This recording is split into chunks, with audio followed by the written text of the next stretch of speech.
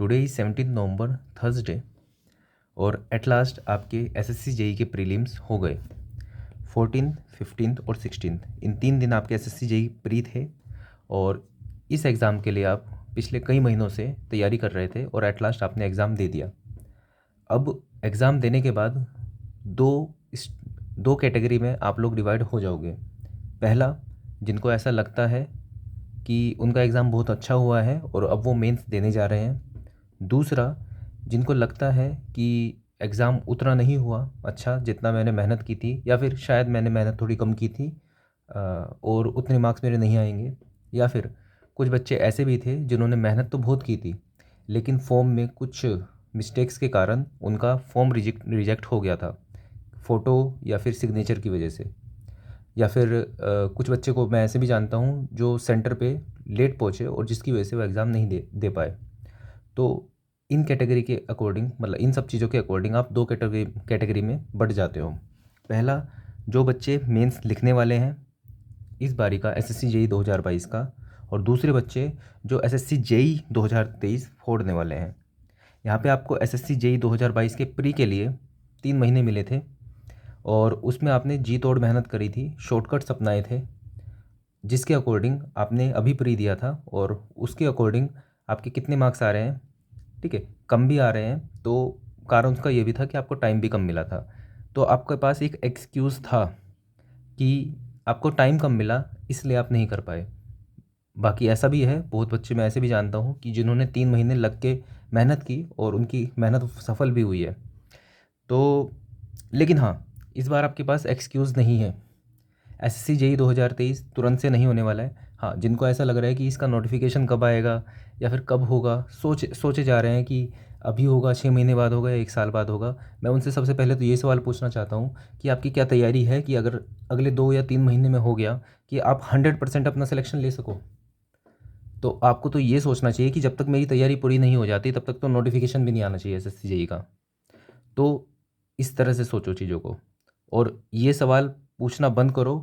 किसी से भी ग्रुप में या फिर कहीं पे भी अपने आप से भी मत पूछो कि एग्ज़ाम कब होगा। अभी सिर्फ इस चीज़ पे ध्यान दो कि इस बार आपको पूरा टाइम मिला है तैयारी करने का। तो पहले इन लोगों के लिए मैं बात करता हूँ जो एसएससी जेई 2023 के लिए तैयारी करेंगे या फिर किसी स्टेट एई और जेई की तैयारी करेंगे।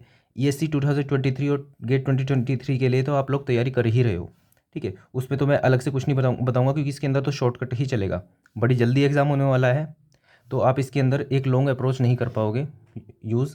आपको इसके अंदर शॉर्टकट्स ही यूज़ करने पड़ेंगे। लेकिन हाँ, इन एग्ज़ाम्स के लिए आप जो लॉन्ग अप्रोच है, जो कि कन्वेंशनल अप्रोच है, कन्वेंशनल अप्रोच ये होती है कि आप प्रॉपर्ली सभी चैप्टर्स, सभी नोट्स को अच्छे से पढ़ोगे और उसके बाद अपना सिलेक्शन इंश्योर करोगे।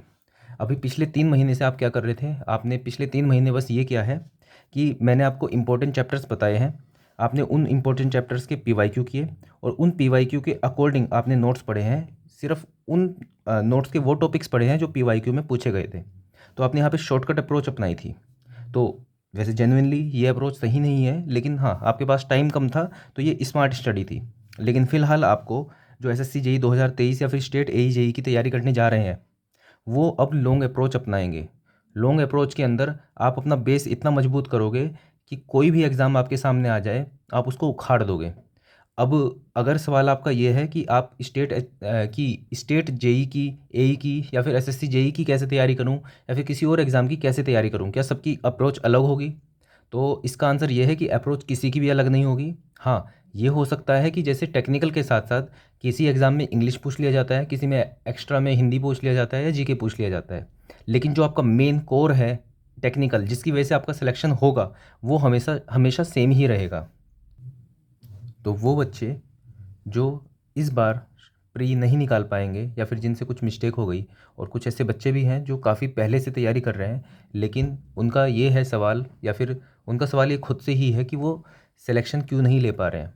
देखो, मेरा मानना ये है कि अगर आप एक अच्छा खासा टाइम देते हो, अगर आप, ठीक है, आपका माइंड बहुत अच्छा है, ब्रिलियंट हो आप, तो मेहनत तो दोनों को ही करनी पड़ती है। अगर आप ब्रिलियंट हो तो आप थोड़ा जल्दी निकाल दोगे पेपर को, ठीक है, इतनी टाइमलाइन में निकाल दोगे पेपर को। लेकिन अगर आप ब्रिलियंट नहीं भी हो ना, तब भी आप मेहनत से थोड़ा टाइम ज़्यादा लगा दोगे लेकिन सिलेक्शन हो जाएगा। ऐसा नहीं है कि आप टाइम लिए जा रहे हो और आपका सिलेक्शन नहीं हो रहा है। अगर ऐसा है तो कहीं पे कुछ कमी है। जैसे अगर आप ब्रिलियंट हो तो ठीक है, आपको कुछ सिखाएंगे, आप 10 तरह के क्वेश्चन अलग से कर दोगे, ठीक है। लेकिन अगर मान लो आप ब्रिलियंट नहीं हो, मान लिया, ऐसा कुछ नहीं होता, सब चीज़ें स्किल से सीखी जाती है, प्रैक्टिस से सब चीज़ें सीखी जा सकती हैं। तब भी आप क्या सभी प्रीवियस ईयर क्वेश्चन याद नहीं हो सकते क्या? कॉन्सेप्ट सीखे जा सकते हैं बार बार पढ़ पढ़ के उनको। तो अगर आपका सवाल, अब अगर जो आपका सवाल आपसे ये है कि आप इतने टाइम से पढ़ाई कर रहे हो तब भी आपका सिलेक्शन नहीं हुआ है, तो थोड़ा सा रिवाइज़ करने की ज़रूरत है, थोड़ा सा आत्ममंथन करने की ज़रूरत है कि आप पहली बात तो कितना पढ़ रहे हो, किस इंटेंसिटी से पढ़ रहे हो, ठीक है, किसी गोल के साथ पढ़ रहे हो कि नहीं पढ़ रहे हो, या बस ऐसे ही कि सुबह से शाम तक पढ़ना होता है और बस पढ़े जा रहे हैं कुछ भी। तो एक प्रॉपर रूटीन से आपको पढ़ना पड़ेगा।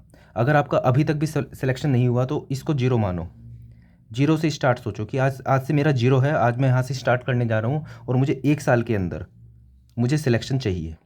आज से जीरो मान लो कि मैंने आज तक जो भी पढ़ा और जो भी चीज़ें हुई ख़त्म, जीरो मान लो। अगर आपने आज जीरो नहीं माना, मान लो आप पिछले 3 साल से तैयारी कर रहे हो और आप आज के दिन आप आ गए हो और आपका अभी तक सिलेक्शन नहीं हुआ है, तो आप यहाँ पे अगर अपनी तैयारी छोड़ देते हो तो आप पहले ये समझो कि करोगे क्या। अगर आपके पास कुछ और चीज़ है कि प्राइवेट जॉब या फिर जो भी है उसमें लग सकते हो, वैसे ऐसे नहीं लगते बिना सोर्स के, लेकिन लग सकते हो तो लग जाओ।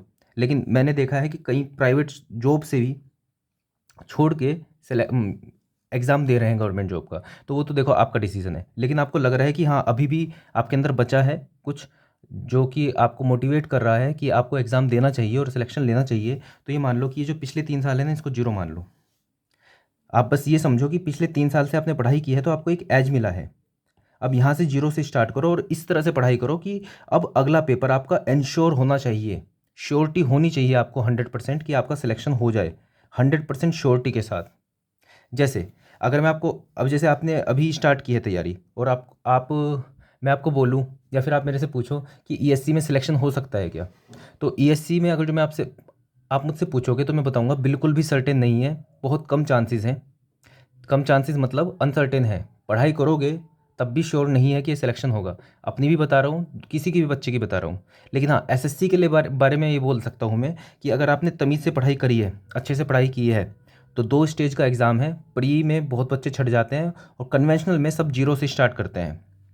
अगर आप ऑब्जेक्टिव पेपर देने जा रहे हो, अगर आप ऑब्जेक्टिव पेपर देने जा रहे हो और 100 बच्चे हैं, तो 100 के 100 बच्चों को, 100% बच्चों को ऑब्जेक्टिव की तैयारी होती है और वो ऑब्जेक्टिव की ही तैयारी करते आते हैं पिछले 2 साल से 3 साल से, जब से भी करते हैं। तो 100% बच्चा ऐसा होता है जो आपके कंपटीशन में खड़ा है। लेकिन जब आप कन्वेंशनल की बात करते हो, मेंस की, तो 100 बच्चे अगर हैं तो मुश्किल से 10-15 बच्चे ऐसे होते हैं जिनको कन्वेंशनल की थोड़ी जानकारी है, या तो उन्होंने पहले कोई उनको डिपार्टमेंट मिला होगा एसएससी जेई में, ठीक है, तो उनसे उनको थोड़ी सी आइडिया होगा कन्वेंशनल देने का। बाकी लगभग 80% बच्चा कन्वेंशनल का कुछ नहीं होता पता। तो अगर आप मेंस देने जाते हो तो सब बिल्कुल जीरो से स्टार्ट करते हो, और जब सब जीरो से स्टार्ट करते हो तो जो 4 साल पहले से तैयारी कर रहा है ऑब्जेक्टिव की, और जिसने अभी मेंस क्लियर, अभी प्री क्लियर किया है और मेंस लिखने जा रहा है, तो दोनों बिल्कुल सेम लाइन पे खड़े होते हैं और भाग रहे होते हैं सिलेक्शन के लिए। जो जितना अच्छा भागेगा, जितनी स्पीड से भागेगा, उसका सिलेक्शन हो जाएगा। तो यहाँ पे आपको एज मिलता है। इसलिए मैं बोलता हूँ एसएससी जेई जो है, इसमें आप अपना सिलेक्शन एश्योर कर सकते हो। इसके अंदर आप अपनी एक गवर्नमेंट जॉब एश्योर कर सकते हो अगर आप मेहनती हो, ठीक है। अगर आपने मेहनत कर ली तो आप एसएससी जेई तो निकाल दोगे। लेकिन मैं ईएससी के लिए और गेट के लिए ये चीज़ नहीं बोल सकता। उसमें आप कितने ब्रिलियंट हो या फिर आपने कितनी तैयारी करी है, देखो इसके अंदर बहुत सारे फैक्टर काम करते हैं। लेकिन एसएससी जेई के लिए मैं 100% बता रहा हूँ, अगर आपने तमीज़ से ढंग से तैयारी कर ली तो आपका सिलेक्शन जो होता है श्योर हो जाता है। ऐसा ईएससी और गेट में नहीं है। तो ये जो सेकंड कैटेगरी वाले बच्चे हैं जो कि एसएससी जेई 2023 की तैयारी करने जा रहे हैं या स्टेट एई और जेई की तैयारी करने जा रहे हैं, तो आज उनको आज से ही स्टार्ट करना पड़ेगा और आज से ही उनको स्टार्ट करके पढ़ाई स्टार्ट करनी पड़ेगी। बिल्कुल उनको वेट नहीं करना है कि किसी का कोई नोटिफिकेशन आए कि नहीं आए, आपको आज से ही शुरू करना पड़ेगा। कैसे शुरू करना पड़ेगा अभी नेक्स्ट स्टेप में मैं बताऊँगा। दूसरे बच्चे हैं एसएससी जेई 2022 का जो मेंस लिखने जा रहे हैं।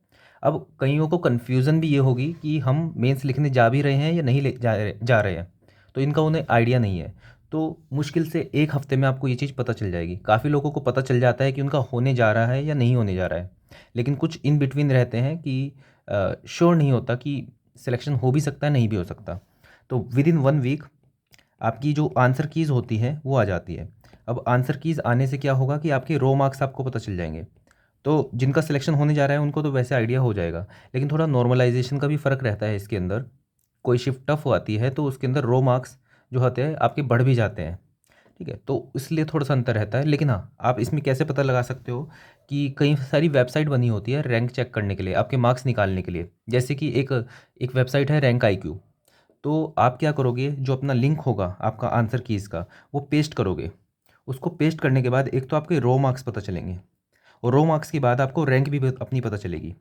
अब ये रैंक क्या है, जितने भी बच्चे वहाँ पे अपने जो रिस्पॉन्स की है डाल के मार्क्स चेक कर चुके हैं। जैसे एक ने डाले तो उसके 100 नंबर थे, आपने बाद में डाले तो आपके 120 नंबर थे, तो आपकी रैंक इससे ज़्यादा दिखाएगा। अगर 2 बच्चों ने चेक करी तो आपकी रैंक आएगी फर्स्ट, इसकी आएगी सेकंड। ऐसे ही 100 बच्चों ने चेक किया तो जिसके ज़्यादा मार्क्स होंगे उसकी रैंक 1 आएगी, और इस तरह से नीचे गिरता जाएगा। अब इससे पता कैसे चलेगा कि आपका सिलेक्शन हो रहा है कि नहीं हो रहा है। अब ये समझो कि मान लो 500 सीट है UR की। अब UR की 500 सीट है और आपकी जो रैंक बन रही है वो बन रही है 2000 या 2500। ठीक है, तो सीधा सीधा मतलब ये है कि आप सेकंड कैटेगरी में आ जाते हो, और आपको बिल्कुल ज़ीरो से अब स्टार्ट करनी पड़ेगी पढ़ाई, बिल्कुल कन्वेंशनल तरीके से, नोट्स के अकॉर्डिंग। दूसरा ये है, वो कैसे करनी है वो मैं आपको बताऊंगा अभी। ठीक है, दूसरा ये कि अगर आपकी रैंक आ रही है कुछ 600 या फिर 550 या फिर 700 भी आ रही है, तब भी चांसेस होंगे कि आपका सिलेक्शन हो भी जाए। 500 सीट है लेकिन सिलेक्शन हो जाए। ठीक है, तो ये है पैटर्न कि इसके आसपास आई तो आपका सिलेक्शन हो भी सकता है। अब खास बात क्या है, ये है प्री। तो इसके अंदर जितनी सीट्स होती हैं उसके 8-9 गुना बुलाते हैं, मुझे एग्जैक्ट नहीं पता है, वो आप चेक कर लेना। तो उसके अकॉर्डिंग आपको एटलीस्ट एक एरिया पता चल जाएगा। जैसे अगर आप एरिया के बहुत ज़्यादा बाहर हो तो आपको पता चल जाएगा। ठीक है, आप इस एरिया के अंदर आ रहे हो तब भी आपको पता चल जाएगा। अगर आपको लगे कि आप इस एरिया में हो जिसमें सिलेक्शन हो रहा है, ठीक है, तो आप तुरंत से अपनी मेंस की तैयारी स्टार्ट करोगे, और उसके बाद जब रिजल्ट आ जाएगा उसके बाद में डिसाइड कर सकते हो। लेकिन ऐसा नहीं है कि आप अगर मेंस की तैयारी करोगे तो आपको नुकसान हो जाएगा अगर बाद में आपका सिलेक्शन नहीं हुआ, ऐसा नहीं है। लेकिन आपको डेडिकेटेडली रिस्क लेके भी, अगर आपको लग रहा है कि आप इस जोन में हो, सिलेक्शन हो भी सकता है नहीं भी हो सकता है, तब भी आप रिस्क लोगे मेंस के लिए, क्योंकि फिर मेंस के लिए टाइम कम बचेगा। तो आप फिर कवर नहीं कर पाओगे चीज़ों को। ठीक है, तो आपको एक हफ्ते बाद, चलो जब रैंक आई, क्योंकि रैंक्स वगैरह आ जाएगी तो एनालाइज कर लेंगे कि किन बच्चों को मेंस की तैयारी करनी चाहिए, लेकिन इससे आपको फिर भी आइडिया मिल जाएगा। तो मेंस की क्या तैयारी करनी है, अब अगले उसमें आते हैं। पहले तो चलो पहले ये बता देते हैं मेंस की क्या तैयारी करनी है आपको। तो मेंस की जो तैयारी है बहुत इजीली हो जाती है। आपको लगभग पता होता है कि कौन कौन से क्वेश्चन आने वाले हैं, स्लैब के, बीम, इन सब के डिज़ाइन के क्वेश्चन आने वाले हैं, अर्थ प्रेशर का क्वेश्चन आने वाला है। ठीक है, फाउंडेशन का क्वेश्चन आ सकता है। मतलब आपको लगभग आइडिया होता है प्रीवियस ईयर देख के कि ये सब क्वेश्चन रिपीट होने वाले हैं। जैसे ओवरटेकिंग साइड डिस्टेंस का जो क्वेश्चन है पिछले 2-3 साल से रिपीट हुए जा रहा है। लेसी डिज़ाइन का क्वेश्चन इस बार नहीं आया था लेकिन पिछले 2-3 बारी से रिपीट हो रहा है। तो आपको चीज़ें पता होती हैं, तो मतलब SSC जेई जो मेंस है वो प्योर मेहनत वाला गेम है। उसके अंदर आप जितनी मेहनत कर लोगे आपका सिलेक्शन उतना अच्छा हो जाएगा। इसके अंदर दिक्कत जो आती है ना सबसे बड़ी, वो ये होती है कि 2 घंटे हैं आपके पास। अब 2 घंटे के अंदर आपको, तो 2 घंटे में आपको लगभग 15 से 20 क्वेश्चन करने पड़ते हैं कन्वेंशनल। कैसे होता है ये, आपको 6 क्वेश्चन मिलेंगे। 6 क्वेश्चन में से आपको 5 क्वेश्चन अटैम्प्ट करने हैं, एक आप छोड़ सकते हो। अब इन 5 क्वेश्चन के जो होते हैं, 5 क्वेश्चन जो होते हैं, हर क्वेश्चन 60 मार्क्स का होता है। अब ये 5 क्वेश्चन है, जैसे पहला क्वेश्चन है। अब पहले क्वेश्चन के अंदर 3 पार्ट हो सकते हैं, 3 पार्ट होंगे तो जैसे 20 20 20, तीनों 20 नंबर के भी हो सकते हैं। एक 30 नंबर का भी हो सकता है, एक 10 नंबर का, एक 20। ऐसा भी हो सकता है इसके 4 पार्ट हों, ऐसा भी हो सकता है कि 2 पार्ट हों। तो इस तरह से मिला के 15 से 20 क्वेश्चन आपको कन्वेंशनल करने होते हैं। तो यहाँ से देखने से पता चल रहा है कि 2 घंटे में आपको 15 से 20 क्वेश्चन करने हैं। तो फिर से वही चीज़ आ जाती है प्री की तरह, कि आपको यहाँ पे सोचना नहीं है, आपको चीज़ें पता हैं और करते जाना है आपको। अब वो कैसे होगा कि आपको लगभग ये पता होंगे क्वेश्चन कौन से हैं, बस आपका हाथ जो होगा ना इतना तेज चलना चाहिए कि क्वेश्चन देखा और आपको पता है उसका कि उसका सॉल्यूशन क्या करना है, बस लिखते जाना है उसके अंदर।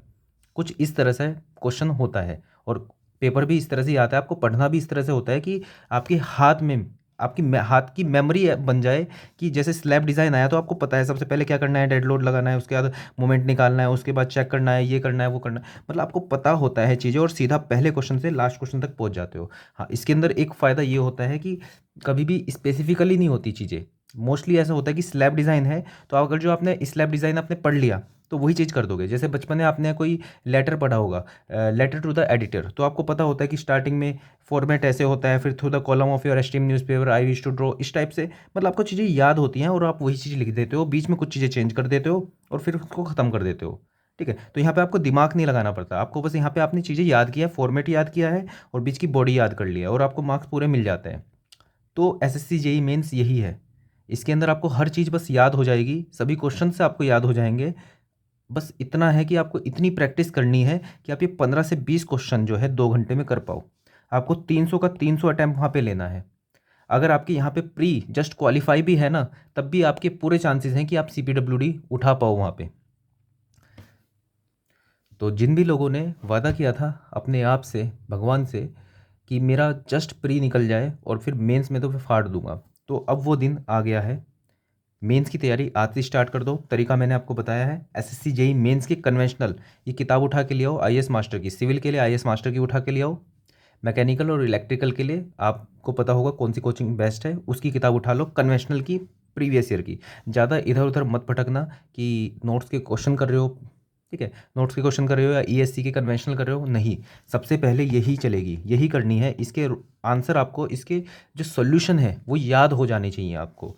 ईएससी के कन्वेंशनल करने हैं लेकिन कुछ सिलेक्टेड क्वेश्चन करने हैं, वो मैं आपको बताता रहूँगा, ठीक है। कुछ ऐसे जो कि मतलब कि जैसे उसके अंदर ज़्यादा दिमाग नहीं लगाना है, चीज़ें सोचनी ज़्यादा नहीं है, लेकिन मैं आपको बता दूंगा इसके अंदर कि किस टाइप के आपको ईएससी कन्वेंशनल करने हैं। लेकिन सबसे पहले आप यही छुओगे, इसको अभी नहीं देखोगे आप। 1 महीना तो आपको सिर्फ एसएससी जेईई मेंस कन्वेंशनल ही करनी है। हाँ, जैसे कोई स्लैब का डिज़ाइन है, अब स्लैब का डिज़ाइन आप पढ़ रहे हो, कुछ आपके पल्ले ही नहीं पड़ रहा, तो आपको फिर क्या करना पड़ेगा कि यहाँ से जाके सीधा थ्योरी में जाना पड़ेगा। रेफरेंस लेने के लिए आपको पढ़ना पड़ेगा आरसीसी का वही वाला चैप्टर, उस सब्जेक्ट का, पर्टिकुलर सब्जेक्ट का वो वाला चैप्टर, ठीक है। टॉपिक्स नहीं, ये तो लगभग चैप्टर ही आएगा, उस चैप्टर को अच्छे से पढ़ना पड़ेगा, वहाँ पे क्वेश्चन प्रैक्टिस करनी पड़ेगी, फिर जाके मेंस का कन्वेंशनल क्वेश्चन आप करोगे।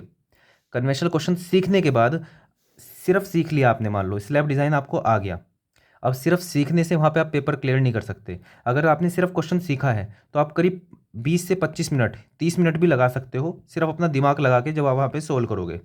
लेकिन आप जब आपने सीख लिया, सीखने के बाद आप करोगे प्रैक्टिस, कि एक बार आपने सीख लिया फिर से उसको सोल्व किया, आपको अब लगे 25 मिनट, फिर से आपको पता है वो क्वेश्चन क्या है, क्या आंसर है, क्या नहीं है, आपने फिर से लिखा उसको पूरा का पूरा शुरू से आखिर तक, अब आपको लगे 20 मिनट। तो आपको इस तरह से बार बार उसको लिखना है ताकि आप उसको 10 से 15 मिनट में कंप्लीट कर पाओ। अगर कोई न्यूमेरिकल टाइप का है तो उसमें आपको 10 मिनट से ज़्यादा लगने नहीं चाहिए। तो ये है तरीका मेंस की तैयारी का। तो सबसे पहले आप क्या करोगे, एसएससी जेईई मेंस कन्वेंशन लेके आओगे, कन्वेंशनल बुक जिसके अंदर एसएससी जेईई के प्रीवियस ईयर हैं। कहाँ से स्टार्ट करना है, जो लेटेस्ट है 2020 उससे स्टार्ट करना है और पीछे की साइड चलना है। कहाँ तक जाना है स्टार्ट करो, बाद में बता दिया जाएगा, 2020 से स्टार्ट करो। डेली करीब एक पेपर तो शायद ना हो पाए, लेकिन डेली कुछ ना कुछ क्वेश्चन सीखने की कोशिश करना, ठीक है। वो लिस्ट में आपको बता दूंगा, लेकिन अभी तो आपको खुद से स्टार्ट करना पड़ेगा, उसका फिर मैं आपको गाइड करता रहूँगा। अभी इसको नहीं करना, बस इसमें आप क्या करते हो, थ्योरी से रेफरेंस ले सकते हो, अभी स्टार्ट आप यहाँ से कर दो आज से ही, ठीक है। बीच में मैं गाइड आपको करता रहूँगा। तो जो मेंस लिखने वाले हैं वो यहाँ से स्टार्ट कर दें, जिनको लग रहा है कि हो भी सकता नहीं भी हो सकता है वो भी आज से स्टार्ट कर दें। अभी ये अपने 4-5 दिन भी वेस्ट मत करो, बिल्कुल भी आज से स्टार्ट कर दो। जिनको लग रहा है कि हो भी सकता है नहीं भी हो सकता है वो भी मेंस की तैयारी स्टार्ट करो, जिनको लगता है कि हो ही जाएगा वो भी मेंस की तैयारी स्टार्ट करो। अब वो बच्चे जिनको लगता है कि बहुत कम अटैम्प्ट किए हैं, ठीक है, या फिर नहीं हो पाएगा, वो अब उनकी बात करते हैं, ये सेकंड वाले बच्चे, ठीक है। अब ये बच्चे क्या हैं, देखो इन बच्चों के साथ एक अच्छी बात क्या है, इनके साथ ये है कि अब ये लक के ऊपर डिपेंड नहीं रह गया। अब ये है कि अगर आपने अभी से तमीज़ से तैयारी स्टार्ट की तो जब भी पेपर होने वाला है तो आपका सिलेक्शन होने वाला है। अभी जो ऊपर वाले बच्चे हैं, सेकंड कैटेगरी वाले बच्चे हैं, उनको अभी ये होगा कि शायद प्री उनका क्लियर हुआ है और अब उनको और मेहनत करनी पड़ेगी, ठीक है। तो थोड़ी अनसर्टेनिटी है, ऑल्दो मेहनत अच्छे से करेंगे, इस तरह से भी कर लिया तो सिलेक्शन 100% श्योर यहाँ पे भी है। लेकिन ये जो ये वाले बच्चे हैं, अगर ये अपना चाहते हैं कि सिलेक्शन 100% श्योर कर दें, तो आज से जिस स्ट्रैटेजी से मैं आपको बता रहा हूँ ना, उससे तैयारी स्टार्ट कर दो आज से ही। हाँ, अभी इस चीज़ के ऊपर डिपेंड मत रहना कि मैं आपको अभी डेली वीडियो बना के बताऊंगा कि आपको आज ये करना है, वो अभी कुछ दिन बाद ही कर पाऊंगा मैं, क्योंकि मैंने आपको बताया हुआ है 28 नवंबर को मेरा DSSB AE का एग्ज़ाम है Tier 2। तो उसके लिए मैं पढ़ाई कर रहा हूँ अच्छे से। तो अभी तो मैं थोड़ा सा बिज़ी रहूँगा, किसी सोशल मीडिया पे भी आपको रिप्लाई नहीं कर पाऊँगा। एक एक दो वीडियो बना दूंगा मैं बीच में, लेकिन अभी मैं आपको जस्ट एक ब्लूप्रिंट दे रहा हूँ कि आपको पढ़ाई कैसे स्टार्ट करनी है। फिर 28 नवंबर के बाद आपसे बात करेंगे, ठीक है, कि डेली स्ट्रेटजी देनी है या फिर जो भी होगा आपस में डिस्कस कर लेंगे इस चीज़ को, ठीक है। तो जो अब आगे की तैयारी स्टार्ट करना चाहते हैं उनको किस तरह से तैयारी करनी होगी, इसका मैं आपको ब्लूप्रिंट दे रहा हूँ। सबसे पहला स्टेप है आपका थोरो स्टडी। थोरो स्टडी कहाँ से होगी? पहला, जो आपके नोट्स हैं, प्रॉपर जो नोट्स हैं, अब इसमें ये मत सोचना कि किसी पर्टिकुलर एग्ज़ाम का अलग से नोट्स होगा, उस पे बाद में आएंगे, कि पर्टिकुलर एग्ज़ाम की बात पे बाद में आएंगे। पहले आपको बेसिक स्ट्रॉन्ग करना है, और बेसिक हर एग्ज़ाम में चलेगा, क्योंकि पैटर्न जब चेंज हो जाता है तो वो सब धरा का धरा रह जाता है। किसी पर्टिकुलर एग्ज़ाम की आप जब तैयारी करने लगते हो तो आपको सबसे पहले थोरोली नोट्स को स्टडी करना पड़ेगा। ये नोट्स से स्टडी करोगे आप, ये आप नोट्स में कोई टॉपिक है या फिर कोई चैप्टर है आपको नहीं समझ में आ रहा है तो आप यूट्यूब पे वीडियोस बहुत होती है, मैंने भी बनाई हुई है बहुत वीडियोस सिविल की, तो आप वहाँ से देख के सीखोगे। तो सबसे पहले तो ये चीज़ें आप करोगे स्टार्ट। नोट्स के अंदर थ्योरी पढ़ोगे, उसके बाद कन्वेंशनल क्वेश्चन भी करोगे, ऑब्जेक्टिव है वो भी करोगे। अभी सिर्फ पहले मैंने नोट्स की बात बताई है। इससे क्या एश्योर होगा? इससे ये एश्योर होगा कि अगर आप इस तरह से पढ़ते चले गए तो 6 महीने में आपका सिलेबस कंप्लीट हो जाएगा, और उसके बाद जो भी एग्ज़ाम होगा आप उसको फोड़ दोगे। ये एश्योर करेगा। तो इसके अंदर आपको अभी ये नहीं सोचना है कि बीच में आपका कोई एग्ज़ाम आ गया क्या, उसकी भी मैं आपको बताऊंगा ट्रिक जो है। लेकिन ये जो रिदम है ना, ये नहीं तोड़ना है। ये रिदम क्या चीज़ एश्योर करता है? ये रिदम ये एश्योर करता है कि आपने पिछले 3 साल से तैयारी कर रहे हो लेकिन आपका सिलेक्शन नहीं हो रहा है, तो ये उस चीज़ को एश्योर करेगा कि बस बहुत हो गया, बहुत तैयारी कर ली, इस बार निकालना है, अगले 6 महीने में मेरा सिलेक्शन हो जाएगा। अगर आप सोच रहे हो कि ये 6 महीने मैं पिछले 3 साल दे चुका हूँ, 4 साल दे चुका हूँ, और अभी ये 6 साल बाद जाके मेरा पेपर होगा तब मेरा सिलेक्शन होगा, ये बहुत देर हो जाएगी, तो अभी ये सोच लो कि इसके अलावा आपके पास चारा क्या है। आप छोड़ दो, चलो मत करो 6 महीने की तैयारी, फिर क्या करोगे? या तो प्राइवेट जॉब जो नहीं करो। बात यह है ना कि अगर आपने 6 महीने भी अच्छे से तैयारी कर ली तो उसके बाद जो जॉब लगेगी ना, तो पिछला जो भी था टाइम वो बिल्कुल जीरो, मतलब कहना जैसे पाप धुल जाएंगे आपके। क्योंकि जब आपकी जॉब लगेगी ना, जब आपकी गवर्नमेंट जॉब लगेगी तो कोई ये नहीं पूछेगा कितने साल तैयारी की, वो ये देखेंगे अरे डेपुटेशन क्या है, जेई है, एई है, ये चीज़ें। तो इस चीज़ को आपको, इस कलंक को मिटाना है। ये जितने साल आपने तैयारी की है वो सिर्फ एक तरह से मिट सकती है जब आपका सिलेक्शन हो जाएगा। तो अभी इस चीज़ को भूल जाओ, इस रिग्रेट से निकल जाओ कि मेरा अब तक नहीं हुआ, बहुत टाइम हो गया। तो बस 6 महीने और, लेकिन इन 6 महीने में बिल्कुल आग लगा देनी है आपको, ठीक है। कैसे करोगे? पहला तरीका, थोरो स्टडी। अब शॉर्टकट से आपको हटना पड़ेगा। शॉर्टकट से अभी तक कुछ नहीं हो पाया तो आगे भी मुश्किल है होने होने हो पाना। तो शॉर्टकट से हटना पड़ेगा, थोरो स्टडी पे जाना पड़ेगा आपको। आपको फिर से स्टार्ट करना पड़ेगा चीज़ों को, ठीक है।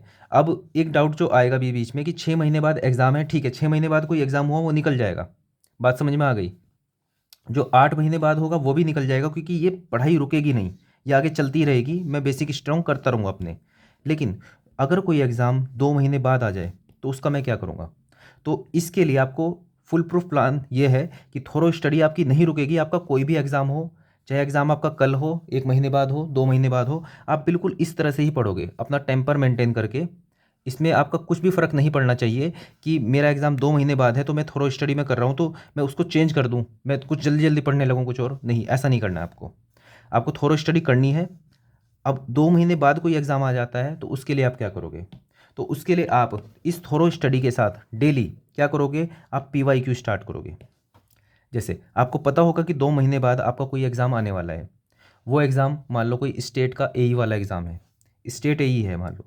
तो स्टेट एई के अंदर टेक्निकल भी आता है और अलग से आपका अलग अलग पैटर्न होता है, जैसे जीके आ जाता है, हिंदी आ जाता है, ठीक है, कोई रीजनल का कोई एग्ज़ाम आ जाता है, इस तरह से।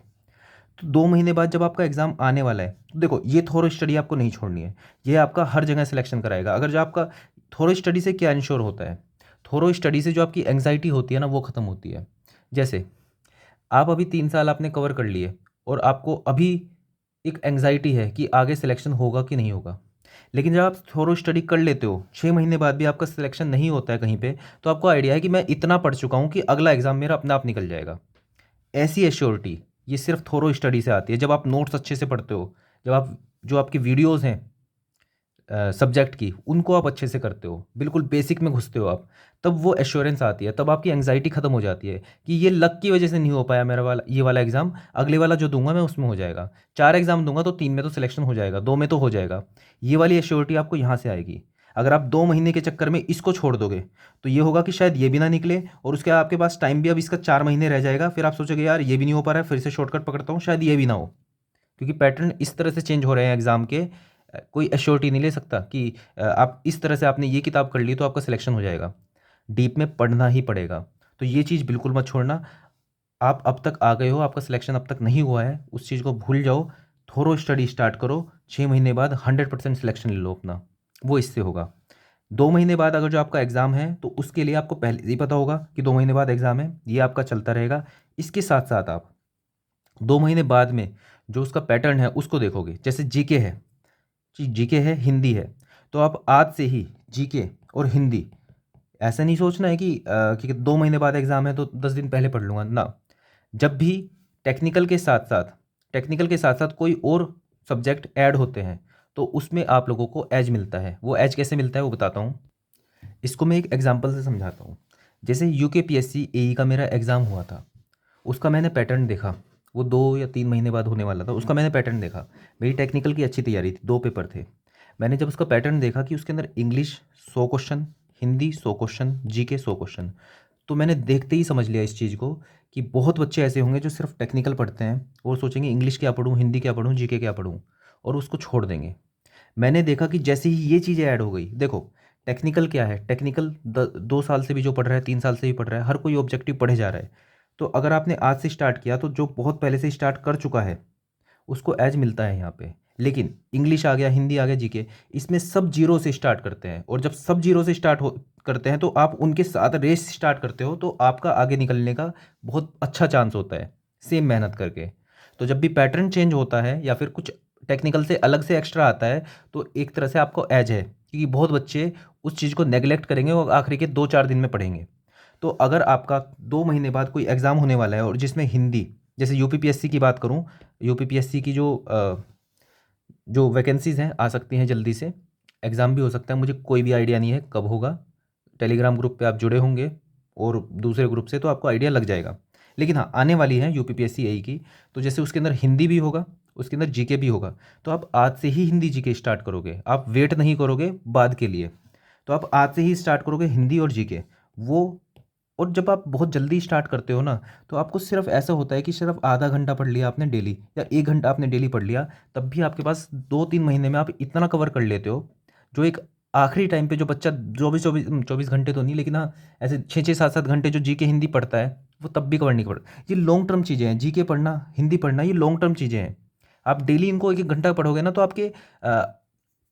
आपकी बातों में सब चीज़ें, मतलब आपके ब्लड में ये चीज़ घुल जाएगी जीके हिंदी जाके, कि आपको नॉर्मल, आप जो टफ क्वेश्चन भी होगा ना आपको नॉर्मल लगने लगेगा। आप एप्टीट्यूड से ही काफ़ी सारी चीज़ें कर दोगे जब आपको जीके की इतनी नॉलेज हो जाएगी। और वो तभी होगी जब आप ज़्यादा नहीं पढ़ना है और जो आपने 1-1 घंटा भी डेली पढ़ लिया इन दोनों को, तब भी आपका बाद में वहाँ पे बहुत अच्छा स्कोर आ जाना है। ठीक है, तो अगर मान लो आपका 2 महीने बाद पेपर है तो थोरो स्टडी आप करते रहोगे। इसके साथ आप ऐड क्या करोगे, जो उसके अलग से पेपर हैं उनको आज से ही स्टार्ट करोगे, अगर आपका आगे का वो है। और दूसरी बात ये याद रखना, नोटिफिकेशन का वेट मत किया करो कभी भी। अगर आपको लगता है, मतलब अगर ये चीज़ कंफर्म हो गई है कि इसकी वैकेंसी आने वाली है, तो आज से ही स्टार्ट करो, क्योंकि बच्चे नोटिफिकेशन वाले दिन से ही स्टार्ट करेंगे। आप थोड़ा पहले स्टार्ट करोगे तो आपको एज मिलेगा। तो अगर आप यूपी एई की तैयारी स्टार्ट करना चाहते हो तो आज से स्टार्ट करो। अगर आप एसएससी जेई 2023 की तैयारी स्टार्ट करना चाहते हो तो आज से स्टार्ट करो। वेट मत करो कि कब नोटिफिकेशन आएगा, कब फॉर्म निकलेगा ना, आज से स्टार्ट करोगे तो आपको एज मिलेगा। सिलेक्शन एश्योर करना इसे ही कहते हैं, कि बाकी सबसे थोड़ा आगे सोचना, थोड़ा जल्दी स्टार्ट करना, तभी तो उनसे आगे निकलोगे। ठीक है, तो अगर आपको कोई एग्ज़ाम है 2 महीने बाद, ये करना है, प्लस उसके जो एक्स्ट्रा एग्ज़ाम है उसकी तैयारी आज से ही स्टार्ट करनी है। उसको एक पर्टिकुलर टाइम देना है, आधा घंटा, 1 घंटा। 1 घंटा भी दोगे तो 24 घंटे में से 7 घंटे सो गए, बाकी टाइम सिर्फ पढ़ना है। ये समझ लो 6 महीने के लिए, बाकी सब चीज़ छोड़ दो। अगर आपने 6 महीना इसमें बिल्कुल घुस के तैयारी कर ली तो अगले 60 साल आपके इस तरह मक्खन की तरह जाएंगे ना, कि मतलब बिल्कुल ऐशो आराम ही होगी। लेकिन ये 6 महीने में अगर जो आपने ऐशो आराम करी, पढ़ाई भी करी, तो ये समझ लेना आगे 6 साल भी ऐसे ही खींचने वाला है, सिलेक्शन इलेक्शन नहीं होने का। लेकिन 6 महीने अच्छे से तैयारी कर ली, बाकी सबसे पहले तैयारी स्टार्ट कर दी, तो हो जाने वाला है सिलेक्शन। तो अब तक नहीं हुआ कोई बात नहीं, लेकिन अगले 6 महीने में मैं सिलेक्शन ले लूँगा, बिल्कुल इस सोच के साथ, बिल्कुल पॉजिटिव माइंडसेट के साथ आपको पढ़ना है। ये कर लिया, जीके हिंदी कर लिया, प्लस जो भी आप एग्ज़ाम की तैयारी करने चलोगे आप पीवाईक्यू करोगे उसके। अब आपकी क्या होगा कि आपकी अब थोरो स्टडी स्टार्ट हो रही है, आप थोरो स्टडी स्टार्ट कर रहे हो, आप साथ में पीवाईक्यू भी कर रहे हो कि अगर आपका 2 महीने बाद भी पेपर हो रहा है तो आपने थोरो स्टडी से मान लो आपने 4 सब्जेक्ट ही कंप्लीट किए थे, बाकी आपने कंप्लीट नहीं किए। हाँ, ओवरऑल जो मैं लेके चलता हूँ वो मैं ऐसे लेके चलता हूँ कि सभी सब्जेक्ट तो 2 महीने में कवर हो जाएंगे, लेकिन सभी सब्जेक्ट के कुछ कुछ पार्ट कवर होंगे, इंपॉर्टेंट पार्ट कवर होंगे। तो आपके 2 महीने बाद सभी सब्जेक्ट के कुछ कुछ पार्ट कवर होंगे अच्छे से, पूरा सिलेबस कवर नहीं होगा। प्लस आप पीवाईक्यू कर चुके होंगे, तो जो आपने अच्छे कुछ कुछ पार्ट आपने कंप्लीट किए हैं वो पीवाईक्यू के साथ स्ट्रेंथन हो जाएंगे, ठीक है। तो वो वाला पार्ट तो आप बहुत अच्छे से कर दोगे, प्लस जिसके आपने सिर्फ पीवाईक्यू किए हैं दूसरे पार्ट के, उसकी भी आपको थोड़ी नॉलेज होगी। अगर आप सिर्फ थोरो स्टडी करोगे, इससे आपने 4 की जगह 6 सब्जेक्ट कर लिए, लेकिन जो बाकी के सब्जेक्ट बचे उसमें आप जीरो करके आओगे यहाँ पे। लेकिन अगर आपने ये पैटर्न फॉलो किया तो अब इसके हिसाब से 4 सब्जेक्ट आपने किए अच्छे से, ठीक है, और बाकी आपने पीवाईक्यू से कर लिया, तब भी आप यहाँ पे सिलेक्शन ले लोगे। तो यही तरीका है, दोनों मैंने बता दिए। अभी आपको मैंने ब्लूप्रिंट दे दिया है, अभी 28 तारीख तक मुझे पढ़ के दिखाओ बहुत बढ़िया तरह से, ठीक है। 28 तारीख के बाद मैं एग्ज़ाम देने के बाद लगभग फ्री हो जाऊंगा, फिर मैं ईएससी और अपनी गेट की तैयारी स्टार्ट करूंगा। होप है कि 25 तारीख को शायद यूपीएई का एग्ज़ाम का रिजल्ट आए, अगर उसमें सिलेक्शन हो जाता है बहुत अच्छी बात है, तो शायद मैं थोड़ी चीज़ें और चेंज हो जाएंगी। अगर नहीं होता है तो आगे इंटरव्यू मेरे बहुत सारे हैं उनको दूंगा, लेकिन इसके ऊपर मेरा थोड़ा डिपेंड करेगा। तो फिलहाल तो मैं 28 तारीख को सोच रहा हूँ। देखो, मेरा जब तक सिलेक्शन नहीं हो जाता, ठीक है, तब तक मुझे तैयारी करनी है, मैंने तो ये सोचा हुआ है। जब तक ज्वाइनिंग लेटर हाथ में नहीं आएगा तब तक तैयारी करूंगा, भले ही मैं कितने इंटरव्यू देने वाला हूँ, लगभग 6 इंटरव्यू मैं देने वाला हूँ, DSSB का मेंस देने वाला हूँ, ठीक है। तो मैं तब तक नहीं इसको मान सकता जब तक मेरे हाथ में ज्वाइनिंग लेटर नहीं आ जाता। तो मैं 28 तारीख का एग्ज़ाम दूंगा, आपको 28 तारीख तक वेट नहीं करना है, आंसर कीज़ का वेट नहीं करना है, आपको सीधा पढ़ाई स्टार्ट कर देनी है आज से ही। जितना जल्दी स्टार्ट करोगे उतना फ़ायदा मिलेगा, उतना एश्योर होगे आप सिलेक्शन के लिए। तो अभी के लिए तो ब्लूप्रिंट की तरह मैं आपको दे रहा हूँ, अभी इसके अंदर ज़्यादा नहीं था, लेकिन एक ऊपर ऊपर से आपको इतना हो गया कि आप आज से पढ़ाई स्टार्ट कर सकते हो। डेली रूटीन वाली जो वीडियो होगी मैं अभी आप लोगों से भी डिस्कस करूंगा, और खुद से भी मैं सोचूंगा कि डेली रूटीन में दे सकता हूँ आगे कि नहीं। ये 25 तारीख के मेरे रिजल्ट पे भी डिपेंड करेगा, और ये मेरे 28 तारीख के एग्ज़ाम के बाद ही मैं इसको सोच पाऊँगा। सो अभी तक के लिए तो इतना ही है। इसके अकॉर्डिंग आप अभी स्टार्ट करो, फिर 28 तारीख के बाद मिलते हैं, बाकी बीच में कुछ गाइडेंस होगा तो मैं आपको दे दूंगा। So that's all for this video, thank you.